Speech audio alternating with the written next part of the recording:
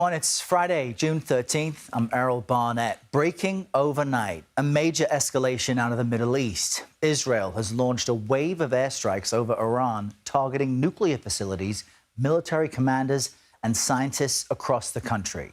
Now, Iranian state media says the strikes hit several cities, including the capital, Tehran. And the UN's nuclear watchdog has confirmed Iran's main uranium enrichment facility in Natanz was also struck. But at this hour, the extent of the damage is unclear. Now, speaking earlier, Israeli Prime Minister Benjamin Netanyahu claimed Iran had taken steps to weaponize enriched uranium and pose a threat to his country's survival. Israel launched Operation Rising Lion, a targeted military operation to roll back the Iranian threat to Israel's very survival. This operation will continue for as many days as it takes to remove this threat. Now, in response to these strikes, Tehran launched around 100 drones toward Israel. An IDF official said that Israel had managed to intercept many of those drones, but that the threat was not over. We begin our coverage with Hugo Bachega from our partners at BBC, who's in Jerusalem. This large-scale Israeli attack on Iran targeted more than 100 sites, including nuclear and military facilities, and killed some of the country's top military officials and scientists. And it seems that there were three goals with this operation: to damage Iran's nuclear program, to degrade the country's defenses, and to kill some of the country's top military leaders. Now, Israel is saying that some of the attacks were launched from inside Iranian territory. So this is a sign of the deep penetration by Israeli intelligence. Now, the Israeli Prime Minister Benjamin Netanyahu said this Operation Rising Lion was aimed at rolling back the threat coming from Iran. For a very long time, Israeli officials have been saying that Iran's nuclear program is an existential threat. Now, Israeli officials are suggesting that this could be a prolonged campaign, and these attacks happen as American officials were engaged in negotiations with Iran for a deal to curb its nuclear program. But Israeli officials have been describing this moment as a unique opportunity to attack, because Iran's defenses had been weakened after attacks by Israel last year, and Iran's proxies in the region, including Hezbollah in Lebanon, have also been significantly damaged. Now, we're waiting to see what Iran is going to do, as the country has vowed to give a harsh response. All right, Hugo Bachega, thank you for that. CBS News correspondent Natalie Brand joins us now from the White House. Good morning, Natalie. You know, the U.S. has been trying to negotiate a nuclear deal with Iran. The administration says it was not part of this attack, but what is its position on what Israel says is a preemptive strike? Good morning, Errol. Well, we know that a National Security Council meeting with President Trump is scheduled for later this morning. And the president, in a new social media post just this morning, had this to say. It is a lengthy post, but at the very end, it encourages Iran to, quote, make a deal before there is nothing left and save what was once known as the Iranian Empire. No more death, no more destruction. Just do it before it's too late.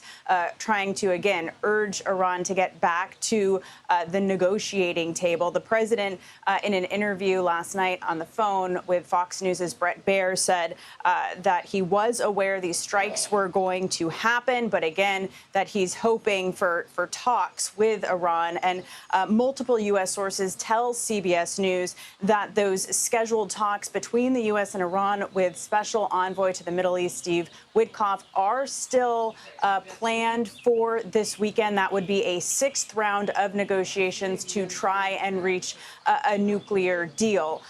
The administration also reiterating, starting last night, that the U.S. was not directly involved in this attack. Secretary of State Marco Rubio, in a statement, said Israel took unilateral action against Iran. We are not involved in strikes against Iran, and our top priority is protecting American forces in the region. He goes on to say, let me be clear, Iran should not target U.S. interests or personnel. And we know, we were reporting yesterday that the State Department, the Pentagon, was telling non-emergency officials and personnel to leave the region. And now we know that a special task force has been stood up by the State Department to potentially help with large movements of U.S. personnel as tensions have been heightened. One more note, Errol, the U.S. Embassy in Jerusalem has directed all U.S. government employees and their families to shelter in place in Jerusalem for the time being. All right, Natalie Brand, with those latest notes from the White House. Thank you for that.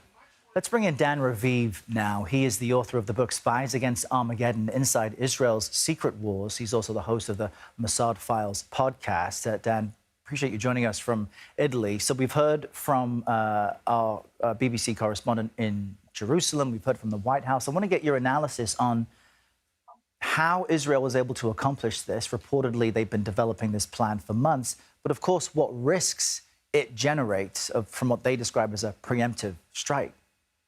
Good morning, Errol. Well, there's no question Israel's been planning this for years. The Mossad, Israel's spy agency, has really penetrated Iran to a deep degree. As a matter of fact, just in the past hour, the Mossad actually has issued some videos of its own operatives inside Iran, claiming that the Israelis inside Iran were able to activate drones that attacked various defense sites inside Iran, thus making the airstrikes easier. Also, Israel has confirmed that all the pilots have returned, right? At least 100 aircraft involved in attacking Iran, wave after wave. Apparently, that's still continuing. So the sense in Israel is that this is a military success.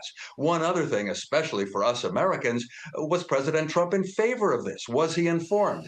I would say that what he put on Truth Social this morning means that he does see the Israeli airstrikes as a leverage on Iran. He said, make a deal, just do it. And he warned that more attacks are planned and they will be more brutal. That indicates that he is in on what the Israelis are planning.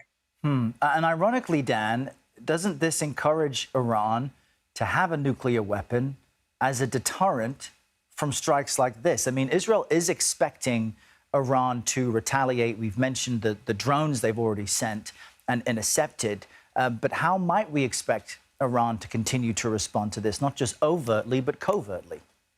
Right, there you are. The retaliation is almost certain to come, but apparently not today. Israelis have just been told by their government, you don't have to be standing by near a shelter, which means Israel doesn't expect a big ballistic missile attack from Iran right now, not in the middle of all this. However, would Iran now rush to make a nuclear bomb?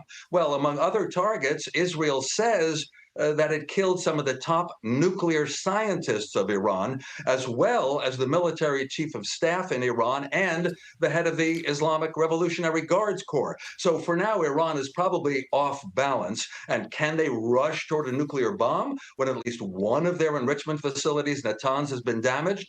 Maybe they can't rush. And apparently the Israelis would be willing to keep on bombing. So it's a risk, but Netanyahu apparently thought that he has an opportunity here. One other thing we shouldn't forget to say, everything Benjamin Netanyahu does comes with a question mark. Is he doing it for his own political and personal interests? Is he trying to be a hero? Is he trying to reverse the image of Israel humiliated on October 7th by that Hamas attack from Gaza? There are a lot of elements here, but so far, every Israeli source says Netanyahu is very pleased with how things are going. Yeah, we will continue to cover developments throughout the day, so folks should stay close to CBS News 24/7. Dan Raviv, great to get your insight on this. Thanks so much.